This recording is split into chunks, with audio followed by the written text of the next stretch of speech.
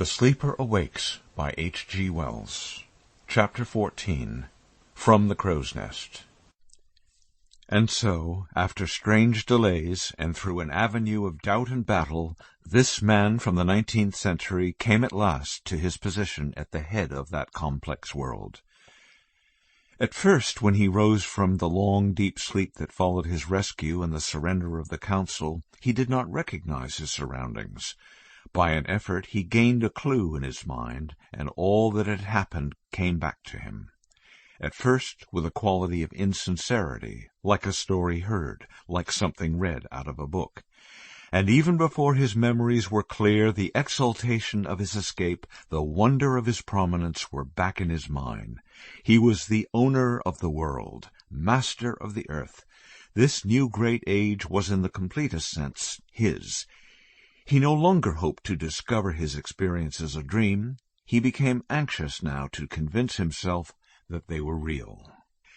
An obsequious valet assisted him to dress under the direction of a dignified chief attendant, a little man whose face proclaimed him Japanese, albeit he spoke English like an Englishman. From the latter he learnt something of the state of affairs. Already the revolution was an accepted fact. Already business was being resumed throughout the city. Abroad, the downfall of the council had been received for the most part with delight. Nowhere was the council popular, and the 1,000 cities of Western America, after 200 years still jealous of New York, London, and the East, had risen almost unanimously 2 days before at the news of Graham's imprisonment. Paris was fighting within itself. The rest of the world hung in suspense. While he was breaking his fast, the sound of a telephone bell jetted from a corner, and his chief attendant calls his attention to the voice of Ostrog making polite inquiries. Graham interrupted his refreshment to reply. Very shortly Lincoln arrived, and Graham at once expressed a strong desire to talk to people and to be shown more of the new life that was opening before him. Lincoln informed him that in 3 hours' time a representative gathering of officials and their wives would be held in the state apartments of the Wind Vane chief. Graham's desire to traverse the ways of the city was, however, at present impossible, because of the enormous excitement of the people. It was, however, quite possible for him to take a bird's-eye view of the city from the crow's nest of the Wind Vane keeper. To this Graham was conducted by his attendant Lincoln. With a graceful compliment to the attendant, apologized for not accompanying them on account of the present pressure of administrative work. Higher even than the most gigantic wind-wheels hung this crow's nest, a clear 1,000 feet above the roofs, a little disc-shaped speck on a spear of metallic filigree, cable-stayed. To its summit Graham was drawn in a little wire-hung cradle. Halfway down the frail-seeming stem was a light gallery, about which hung a cluster of tubes. Minute they looked from above, rotating slowly on the ring of its outer rail. They were specula en rapport with the Wind Vane keeper's mirrors, in one of which Ostrog had shown him the coming of his rule. His Japanese attendant ascended before him, and they spent nearly an hour asking and answering questions. It was a day full of the promise and quality of spring. The touch of the wind warmed, the sky was an intense blue, and the vast expanse of London shone, dazzling under the morning sun. The air was clear of smoke and haze, sweet as the air of a mountain glen. Save for the irregular ovals of ruins about the House of Council, and the black flag of the surrender that flew there, the mighty city seen from above showed few signs of the swift revolution that had, to his imagination, in 1 night and 1 day, changed the destinies of the world.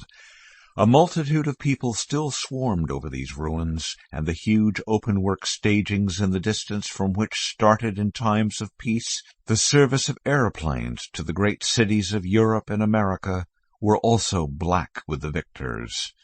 Across a narrow way of planking, raised on trestles that crossed the ruins, a crowd of workmen were busy restoring the connection between the cables and wires of the council house and the rest of the city, preparatory to the transfer thither of Ostrog's headquarters from the Wind Vane buildings.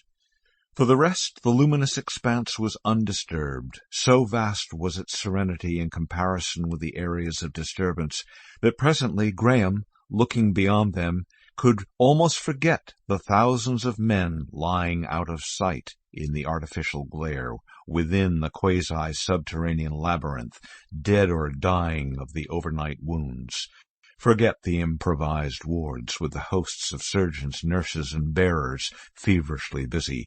Forget, indeed, all the wonder, consternation, and novelty under the electric lights.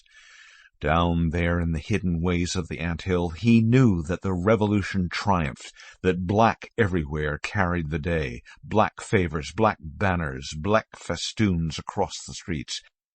And out here, under the fresh sunlight, beyond the crater of the fight, as if nothing had happened to the earth, the forest of wind vanes that had grown from one or two while the council had ruled roared peacefully upon their incessant duty. Far away, spiked, jagged, and indented by the wind vanes, the Surrey hills rose blue and faint. To the north and nearer, the sharp contours of Highgate and Muswell Hill were similarly jagged.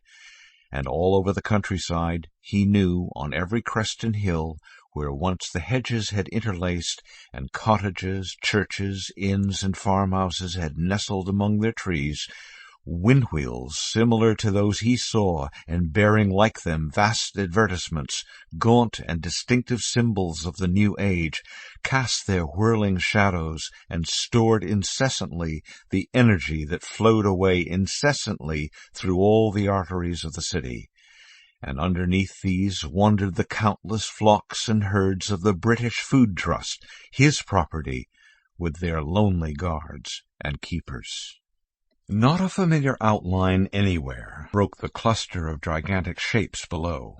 St. Paul's, he knew, survived, and many of the old buildings in Westminster, embedded out of sight, arched over, and covered in among the giant growths of this great age. The Thames, too, made no fall and gleam of silver to break the wilderness of the city. The thirsty water mains drank up every drop of its waters before they reached the walls. Its bed and estuary, scoured and sunken, was now a canal of sea-water, and a race of grimy bargemen brought the heavy materials of trade from the pool thereby beneath the very feet of the workers. Faint and dim in the eastward, between earth and sky, hung the clustering masts of the colossal shipping in the pool. For all the heavy traffic, for which there was no need of haste, came in gigantic sailing ships from the ends of the earth, and the heavy goods, for which there was urgency, in mechanical ships of a smaller, swifter sort. And to the south, over the hills, came vast aqueducts with sea-water for the sewers, and in 3 separate directions ran pallid lines, the road stippled with moving grey specks. On the first occasion that offered, he was determined to go out and see these roads. They would come after the flying ship he was presently to try. His attendant officer described them as a pair of gently curving surfaces 100 yards wide, each one for the traffic going in one direction, and made of a substance called Eadhamite, an artificial substance, so far as he could gather, resembling toughened glass. Along this shot a strange traffic of narrow rubber-shod vehicles, great single wheels, 2- and 4-wheeled vehicles, sweeping along at velocities of from 1 to 6 miles a minute. Railroads had vanished. A few embankments remained as rust-crowned trenches here and there. Some few formed the cores of Eadhamite ways. Among the first things to strike his attention had been the great fleets of advertisement balloons and kites that receded in irregular vistas northward and southward along the lines of the aeroplane journeys. No great aeroplanes were to be seen. Their passages had ceased, and only one little seeming monoplane circled high in the blue distance above the Surrey hills, an unimpressive soaring speck. A thing Graham had already learnt, and which he found very hard to imagine, was that nearly all the towns in the country and almost all the villages had disappeared. Here and there only, he understood, some gigantic hotel-like edifice stood amid square miles of some single cultivation and preserved the name of a town, as Bournemouth, Wareham, or Swanage. Yet the officer had speedily convinced him how inevitable such a change had been. The old order had dotted the countryside with farmhouses, and every 2 or 3 miles was the ruling landlord's estate, and the place of the inn and cobbler, the grocery shop and the church, the village. Every 8 miles or so was the country town, where lawyer, corn merchant, wood stapler, saddler, veterinary surgeon, doctor, draper, milliner, and so forth lived. Every 8 miles, simply because that 8-mile marketing journey, 4 there and back, was as much as was comfortable for the farmer. But directly the railways came into play, and after them the light railways, and all the swift new motor cars that had replaced wagons and horses, and so soon as the high roads began to be made of wood and rubber and Edomite and all sorts of elastic durable substances, the necessity for having such frequent market towns disappeared. And the big towns grew. They drew the worker with the gravitational force of seemingly endless work, the employer with their suggestion of an infinite ocean of labor. As the standard of comfort rose, as the complexity of the mechanism of living increased, life in the country had become more and more costly, or narrow and impossible. The disappearance of vicar and squire, the extinction of the general practitioner by the city specialist, had robbed the village of its last touch of culture. After telephone, kinematograph, and phonograph had replaced newspaper, book, schoolmaster, and letter, to live outside the range of the electric cables was to live an isolated savage. In the country there were neither means of being clothed nor fed, according to the refined conceptions of the time, no efficient doctors for an emergency, no company, and no pursuits. Moreover, mechanical appliances in agriculture made 1 engineer the equivalent of 30 laborers. So, inverting the condition of the city clerk in the days when London was scarce inhabitable because of the coaly foulness of its airs, the laborers now came to the city and its life and delights at night, to leave it again in the morning. The city had swallowed up humanity. Man had entered upon a new stage in his development. First had come the nomad, the hunter. Then had followed the agriculturalist of the agricultural state, whose towns and cities and ports were but the headquarters and markets of the countryside. And now, logical consequence of an epoch of invention, was this huge new aggregation of men. Such things as these, simple statements of fact though they were to contemporary men, strained Graham's imagination to picture, and when he glanced over beyond there at the strange things that existed on the continent, it failed him altogether. He had a vision of city beyond city, cities on great plains, cities beside great rivers, vast cities along the sea margin, cities girdled by snowy mountains. Over a great part of the earth the English tongue was spoken. Taken together with its Spanish-American and Hindu and Negro and Pidgin dialects, it was the everyday language of 2/3 of humanity. On the continent, save as remote and curious survivals, 3 other languages alone held sway. German, which reached to Antioch and Genoa and jostled Spanish-English at Cadiz, a Gallicized Russian, which met the Indian English in Persia and Kurdistan, and the Pidgin English in Pekin, and French, still clear and brilliant, the language of lucidity, which shared the Mediterranean with the Indian English and German, and reached through a Negro dialect to the Congo. And everywhere now through the city-set earth, save in the administered black belt territories of the tropics, the same cosmopolitan social organization prevailed, and everywhere from pole to equator his property and his responsibilities extended. The whole world was civilized, the whole world dwelt in cities, the whole world was his property. Out of the dim southwest, glittering and strange, voluptuous and in some ways terrible, shone those pleasure cities of which the kinematograph, phonograph, and the old man in the street had spoken.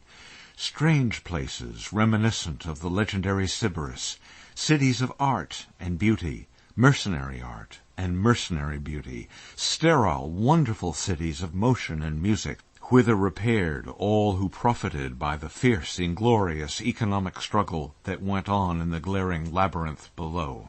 Fierce he knew it was, How fierce he could judge from the fact that these latter-day people referred back to the England of the 19th century as the figure of an idyllic, easy-going life. He turned his eyes to the scene immediately before him again, trying to conceive the big factories of that intricate maze.